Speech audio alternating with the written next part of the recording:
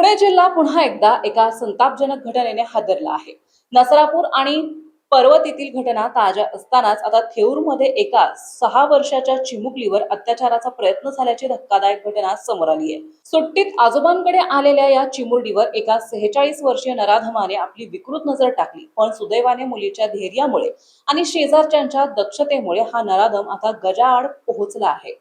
पुण्यातील हवेली तालुक्यातील थेऊरमध्ये ही काळीमा फासणारी घटना मंगळवारी रात्री घडली आहे।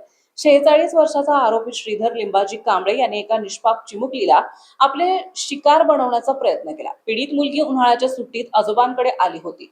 ही संधी साधून आरोपीने तिच्याशी अयोग्य वर्तन सुरू केले। मात्र या चिमुरडीने आरडाओरडा केल्यामुळे शेजारी नागरिक सतर्क झाले। त्यांनी तातडीने तिथे धाव घेत मुलीची सुटका केली। संतापलेल्या नागरिकांनी आरोपीला पकडून थेट लोणी काळभोर पोलिसांच्या हवाली केले। लोणी काळभोर पोलिसांनी या प्रकरणाची गांभीर्याने दखल घेत आरोपी श्रीधर कांबळेवर पोक्सो कायद्याअंतर्गत गुन्हा दाखल करून त्याला बेड्या ठोकल्या।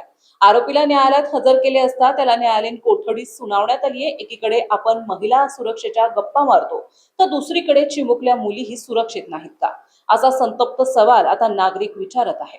अशा विकृत प्रवृत्तीच्या गुन्हेगारांना कठोर शिक्षा व्हावी अशी मागणी आता जोर धरत आहे।